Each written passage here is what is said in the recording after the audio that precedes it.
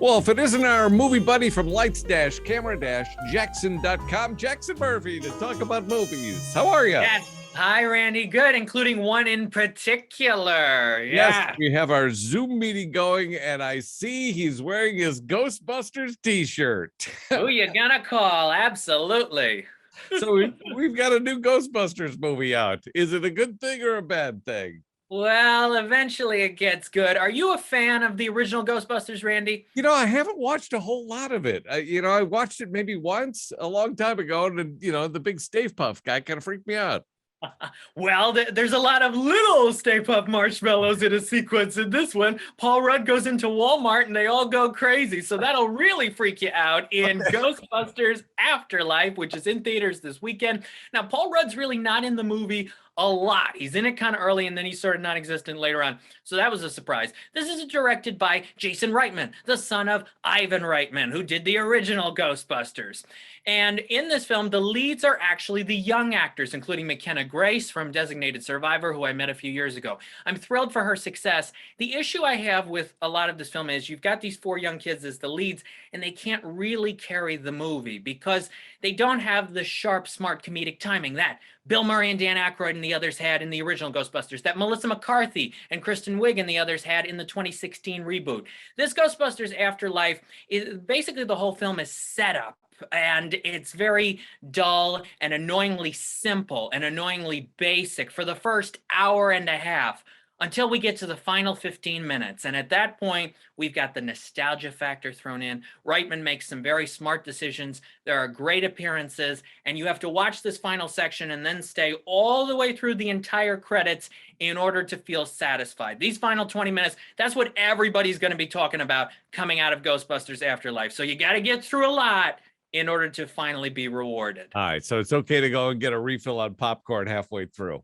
Exactly. There you go. Okay. Now we're talking to Jackson Murphy, our favorite movie reviewer here. There's a musical drama out this weekend. On Netflix, it is Tick, Tick, Boom. Andrew Garfield stars in this, and he's fantastic. It's a very strong performance. He plays Jonathan Larson. This takes place in 1990, at a pivotal week for Jonathan Larson's life. He was the guy who wrote Rent, and this was several years before he was able to write Rent. Turning 30, new perspective on life. How are things going to change? How is his career going to change? It's a very strong performance from Andrew Garfield and a physical one. He not only acts, he sings, he plays the piano. He's got a lot of head movements because this is an intentionally overwhelming experience, Tick, Tick, Boom. It's a very good cast. Along with Garfield, you've got Vanessa Hudgens. Judith Light has a supporting role, Bradley Whitford. And this is directed by Lin-Manuel Miranda, who loved seeing the Broadway version of Tick, Tick, Boom and then making this film version. And he does a great job with it. I recommend it for the cast. I recommend it if you're an Andrew Garfield fan. Check out Tick, Tick, Boom. Okay. And Will Smith is back. That's right. New Will Smith movie. It's King Richard. He plays Richard Williams, the father of Venus and Serena. This is the Venus and Serena tennis legends origin story, how they got going in the tennis world. And this is in theaters. It's also on HBO Max. Smith is a two-time Academy Award nominee for his performances in Ali and The Pursuit of Happiness. He was also quite good in Concussion. So he's been in several sports-related movies. King Richard, one of several sports movies that's going to come out between now and the end of the year. He's got major Best Actor buzz for King Richard, so we'll see how it is. Wow, that sounds good. All right, we've been talking to Jackson Murphy, our favorite movie reviewer. We will put, oh my gosh, hold on. My phone is going off here. Hold on. That's embarrassing. Okay, anyway, we will put up the too many meetings. We will put up the Who are you gonna call? Somebody called you, Randy. Yeah.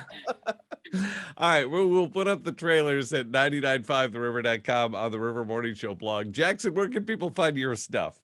Twitter at LCJ Reviews, Instagram at LightsCamJackson, and that website is lights-camera-jackson.com. You gonna go bust some ghosts, Randy? That's why that person was calling you. Let's go bust ghosts. Have a great weekend. Thank you, sir. Take care.